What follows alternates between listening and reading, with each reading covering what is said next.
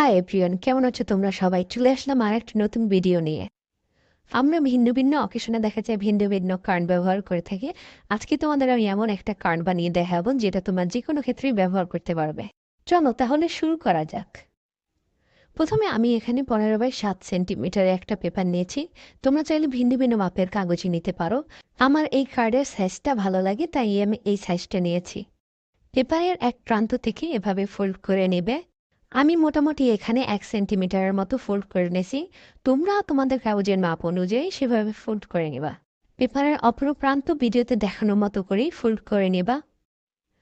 আমার এভাবে অ্যাডজাস্ট করতে সময় লাগে, তোমরা অবশ্যই আমার থেকে ভালোই তোমরা অ্যাডজাস্ট করতে পারবে।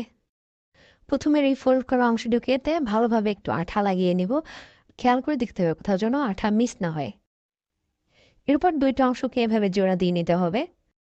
আমি আরও এক সাইজের 3টা কাগজই নিব, আর এগুলো দিয়েও ঠিক আগের মতো করেই বানিয়ে নিব।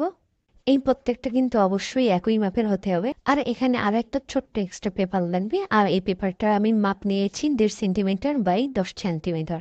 ভিডিওতে দেখানোর মতো করে তোমরা প্রথম পেপারটার মধ্যে সেকেন্ড পেপারটা এভাবে ঢুকিয়ে দেবে।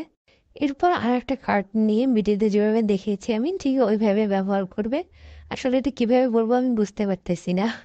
যাকে তোমরা তো অবশ্যই ভিডিও দেখে বুঝতে পারতেছো কাজটা আসলে কীভাবে করতে হবে, আর এটা একটু ধীরে ধীরে করলে ভালো হবে।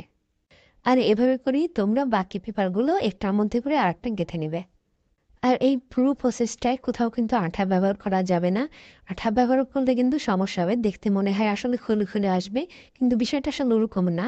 আমিও প্রথমে গাম দিয়ে ট্রাই করে দিয়েছিলাম, তখন আমার পুরো কার্ডটাই নষ্ট হয়ে গেছিল। আমিও চাই না যে তোমাদের কার্ডটা নষ্ট হোক, তাই অবশ্যই তোমরা আঠা স্কিপ করবা। এই কার্ডটা কিন্তু তোমরা mother's day, father's day and teachers day সব ডেতে ইউজ করতে পারবে। অন্য অন্য ডেতে ইউজ করার জন্য শুধু ড্রয়িংটা চেঞ্জ করে দিলেই হয়ে যাবে। ভিডিওতে সবথেকে আমার পছন্দনীয় পার্ট হচ্ছে এটা ড্রয়িং করা। আমি ড্রয়িং করতেছি, তোমরাও করতে থাকো অথবা দেখতে থাকো।